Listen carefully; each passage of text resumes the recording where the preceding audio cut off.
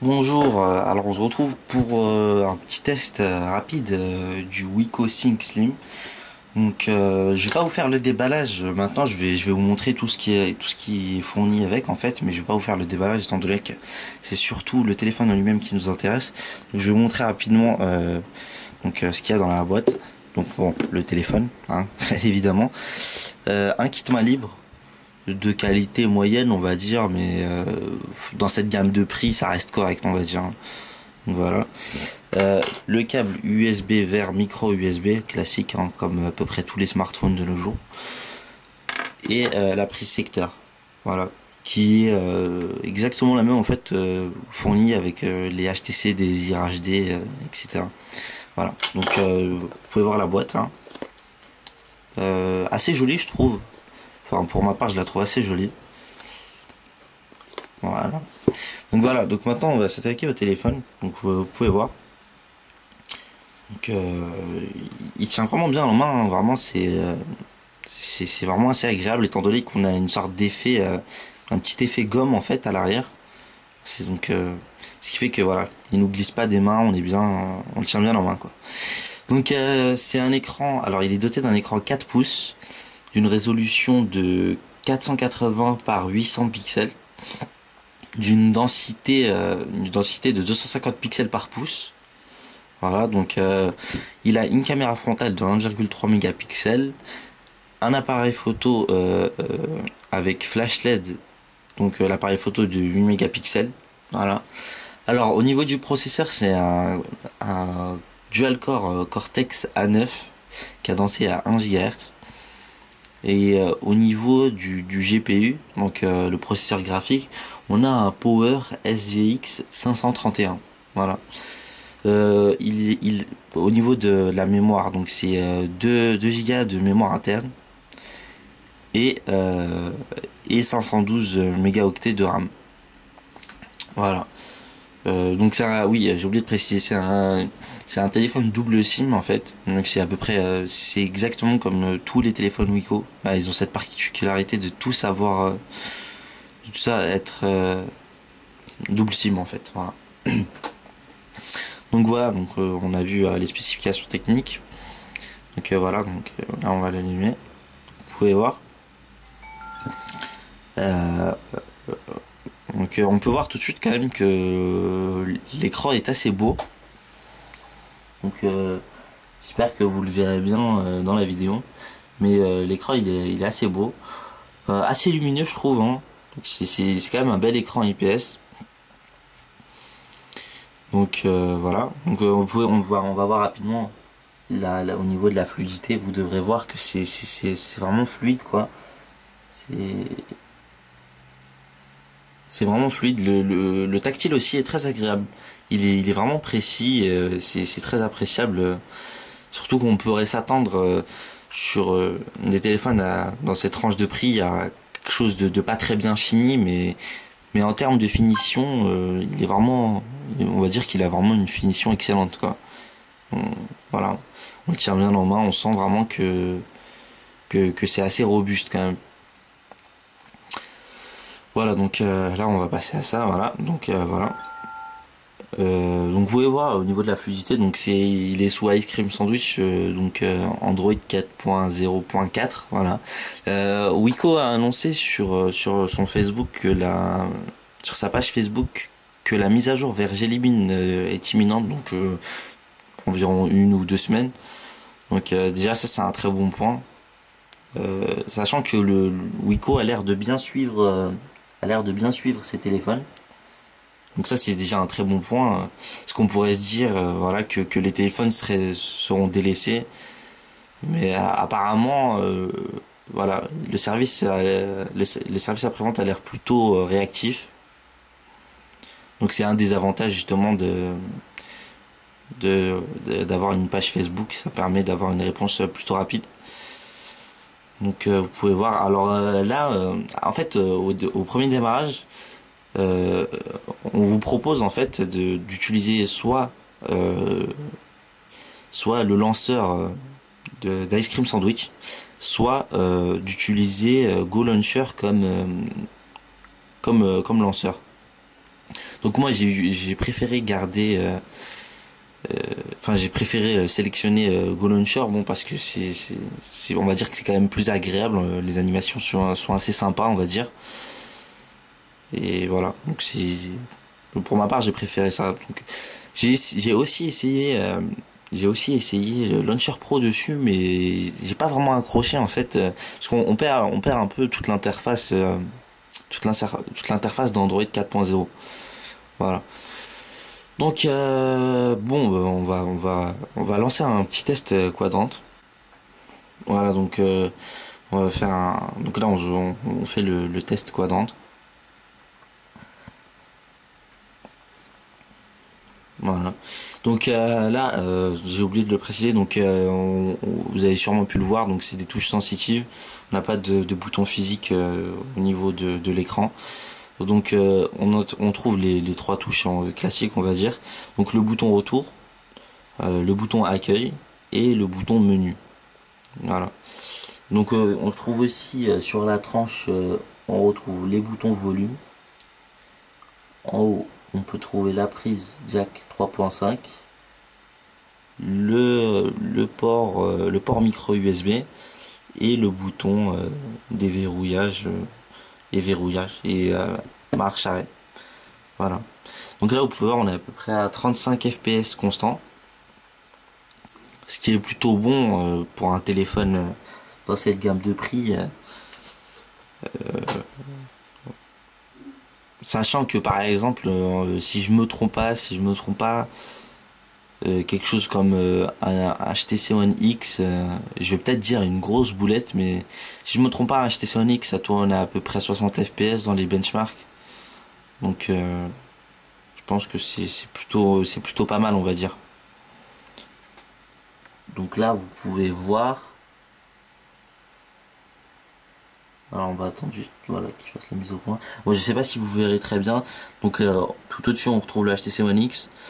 Et en fait donc le Sync Slim se retrouve au-dessus du LG Optimus 2X et quasiment à égalité avec le Galaxy Nexus. Donc honnêtement c'est plutôt bon quoi. C'est surtout quand on parle d'un téléphone qui a à 140 euros, excusez-moi. Donc ça reste quand même plutôt pas mal. Voilà, donc là on a fini pour le test pour le benchmark. Voilà, donc on va faire un petit tour sur un jeu comme Dead Trigger. Voilà. Vous pourrez juger, vous pourrez voir vous-même que la qualité la qualité et la fluidité est vraiment au rendez-vous. Voilà.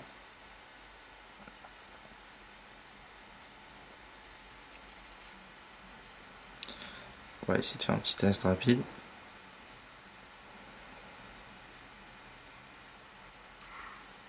Voilà.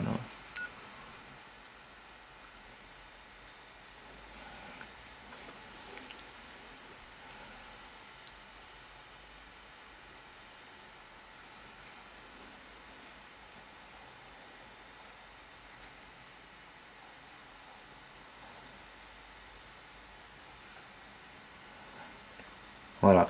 Donc par contre, j'ai remarqué que la caméra fausse un peu les couleurs. Ça a tendance à rendre un peu l'écran un peu bleu, non, mais en réalité, les couleurs sont plutôt bien restituées, je dirais. Voilà, donc vous pouvez voir, c'est vraiment très fluide. Vous allez voir, je joue comme un pied, mais parce que j'ai pas trop l'habitude en fait de jouer sur du tactile. Mais en tout cas, l'expérience du jeu est aussi bonne, je dirais, que sur un HTC One X ou un Samsung Galaxy S3. Bon, évidemment, après, on n'est pas sur les mêmes tailles d'écran. On n'est pas sur les mêmes tailles d'écran, mais ça reste quand même confortable. Et avoir un écran de 4 pouces sur ce type de téléphone, ça reste vraiment pas mal, je trouve. Voilà, donc vous pouvez voir, c'est assez fluide. Le tactile est vraiment très précis, donc contrairement à ce que les gens pourraient penser, il n'y a aucun souci là-dessus, c'est vraiment très précis. C'est aussi précis que n'importe quel téléphone. Je dirais bon peut-être pas non plus exactement au niveau qu'un Galaxy S3 ou bien qu'un HTC One X, mais bon, ça reste vraiment excellent pour le prix, hein. Faut pas oublier qu'on n'est pas sur des téléphones à 5 ou 600 euros. On est sur un téléphone qui est vendu nu à 140 euros. Et donc c'est vraiment une très très bonne alternative pour les petits budgets en fait. Donc voilà, on va encore vous montrer un petit peu, voilà, sur les niveaux suivants.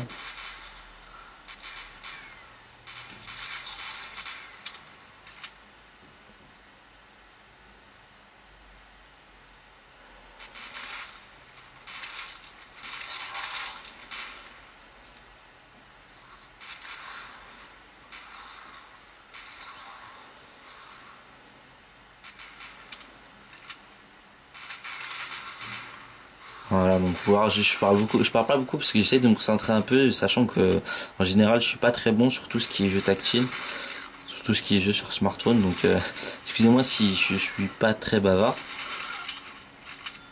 Donc voilà. Enfin bref, vous pouvez voir en tout cas que c'est vraiment fluide, que là-dessus il n'y a pas de souci à se faire. Donc voilà. Donc ensuite on va passer à tout ce qui est, on va faire un petit test de navigation. Voilà. Donc personnellement j'utilise Google Chrome étant donné que ça reste quand même le navigateur pour moi le plus rapide.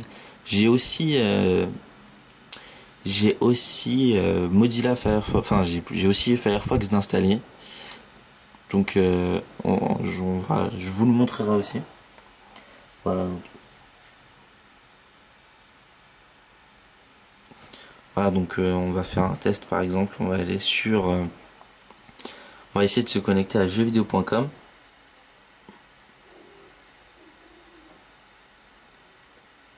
Voilà, jeuxvideo.com.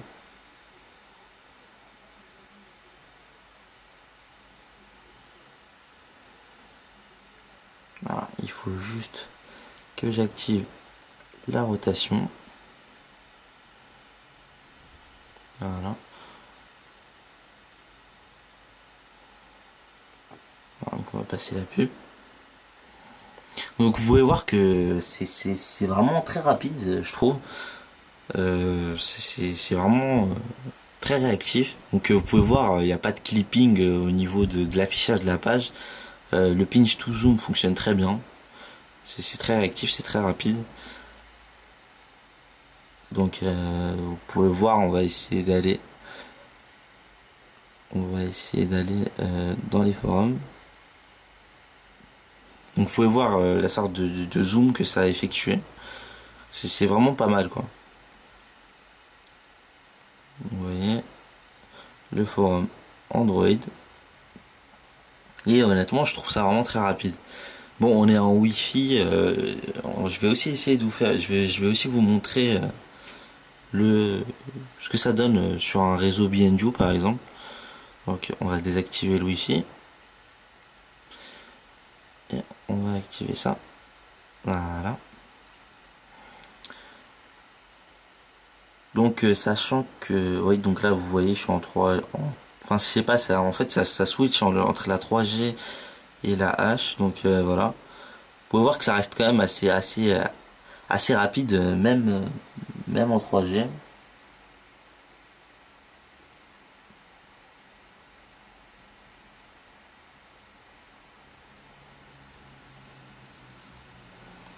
Ouais, donc on peut voir que c'est vraiment très agréable d'utilisation. D'autant plus qu'un écran 4 pouces, c'est voilà. Donc vous pouvez voir aussi donc le multitâche. Donc comme voilà, c'est pas propre à ce téléphone, c'est à partir d'Ice Cream Sandwich, il a été rendu vraiment très très simple le multitâche, donc c'est beaucoup moins compliqué qu'avant. Donc là vous pouvez tout de suite, vous voyez, vous pouvez tout de suite fermer voilà, vous pouvez tout de suite fermer voilà, donc vous pouvez fermer les applications juste d'un glissement de doigt. Donc c'est sûr que ça facilite beaucoup la vie, hein. Donc c'est pas comme ce qu'on pouvait avoir avant, sachant qu'avant soit on utilisait un taskiller pour aller plus vite, soit en fait on devait se rendre dans le menu, voilà, dans le menu réglage, application, processus en cours, etc. Donc c'est sûr que ça simplifie la vie, ça simplifie vraiment la vie. Donc ensuite, qu'est-ce qu'il nous reste à dire?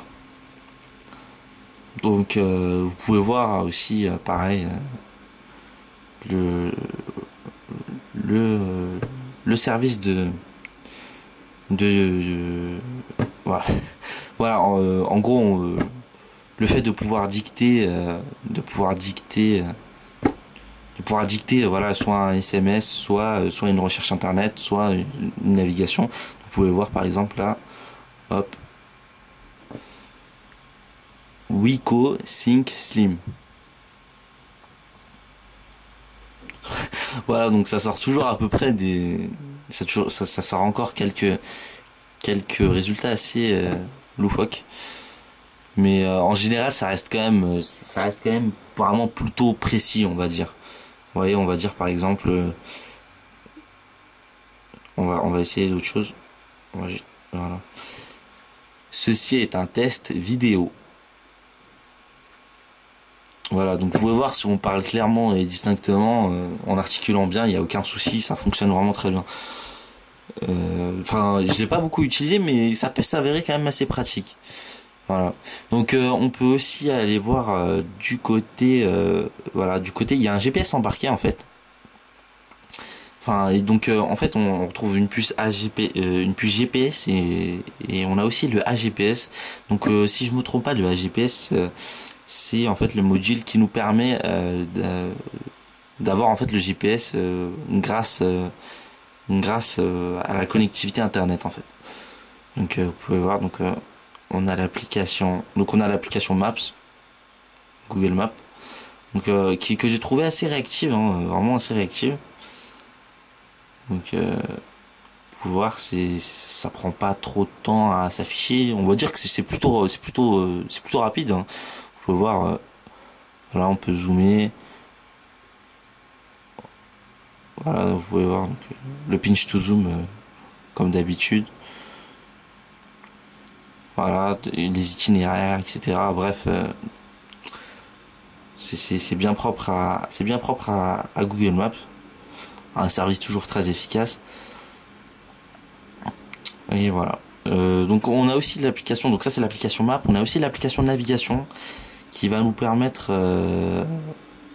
voilà, j'active juste le GPS, qui va nous permettre d'utiliser une sorte de GPS. Bon, bien sûr, ça sera pas aussi complet, que tout ce qui est TomTom, etc. Mais bon, c'est déjà pas mal. Et on va dire que c'est une très bonne initiative d'avoir inclus ça directement dans le téléphone. C'est vraiment pas mal. Donc vous pouvez voir, on va essayer par exemple de donner un itinéraire.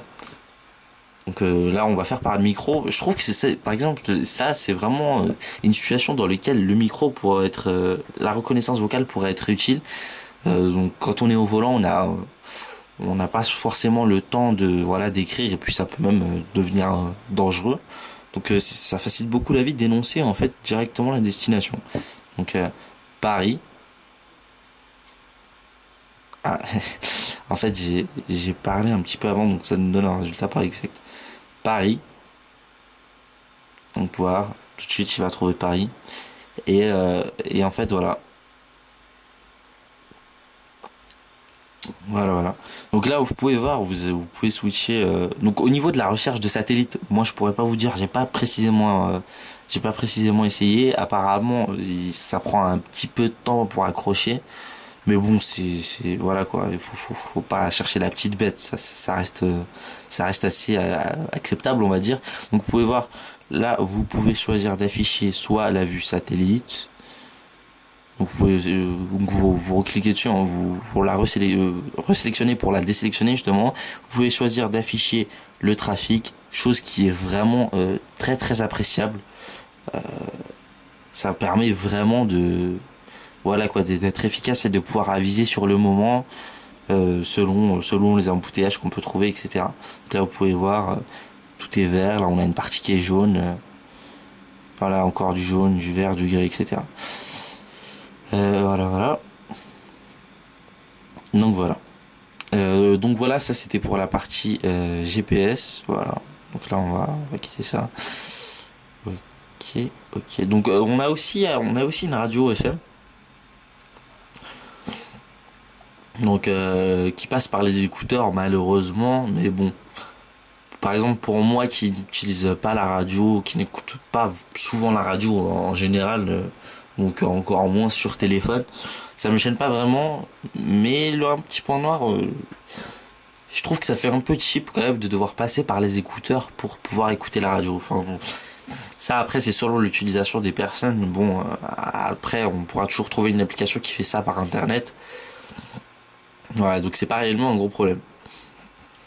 Donc vous pouvez voir les widgets comme d'habitude, les widgets Go Launcher. Voilà. Voilà, donc qu'est-ce qu'il nous reste à dire? Bah il nous reste, je pense qu'on a à peu près fait le tour en fait. Donc voilà. Donc pour conclure, bah, je dois dire que ça reste vraiment, c'est une excellente, c'est un excellent produit, c'est une excellente alternative pour, comme je l'ai déjà dit, c'est une excellente alternative pour tout ce qui est petit budget, ou pour tout simplement des gens qui estiment que voilà, que dépenser beaucoup d'argent dans un smartphone, c'est une perte d'argent. Donc voilà. Donc à savoir que je trouve que c'est vraiment c'est une bonne chose parce que ça montre aussi aux gens que surtout aux constructeurs connus qui se reposent sur leur popularité de leur montrer que voilà on n'a pas forcément besoin de enfin que un téléphone peut être vraiment bon sans pour autant les afficher à des prix exorbitants parce que voilà, vous pouvez voir ce téléphone là, je pense que honnêtement il peut équivaloir facilement à un iPhone 4 ou un iPhone peut-être pas un iPhone 4S, enfin je saurais pas vous dire exactement. Bref, en tout cas le fait est que ça reste vraiment très fluide pour une utilisation quotidienne. Bon évidemment pour tout ce qui les gens qui s'intéressent vraiment à tout ça, ça leur conviendra peut-être pas. Mais en tout cas je trouve que c'est un très bon téléphone, voilà, en espérant que Wiko continue à produire des très bons téléphones comme ça sans pour autant augmenter le prix, euh, étant donné que c'est ce qui fait leur force, leurs téléphones sont vraiment à bas prix, et voilà. Et pour tous ceux qui pensent qui peuvent se dire qui hésitent encore à acheter par rapport au fait que Wiko ne serait pas une marque aussi connue que tout ce qui est Samsung, HTC, Apple, etc. À savoir quand même que la marque a quand même vendu plus de 20 millions d'appareils dans le monde, chose qui est vraiment voilà, c'est pas négligeable. 20 millions d'appareils dans le monde, c'est vraiment bon, c'est vraiment déjà pas mal quoi. D'autant plus que c'est une entreprise française qui, si je ne me trompe pas, est basée à Marseille. Et voilà. Donc voilà, ça permet en même temps d'encourager les entreprises françaises. Voilà. Donc j'espère que ce test vous aura plu. Si vous avez d'autres questions, n'hésitez pas à les poser en commentaire, hein, je vous répondrai. Il n'y a aucun souci là-dessus. Voilà. Donc bon, bah, merci d'avoir visionné la vidéo et à la prochaine.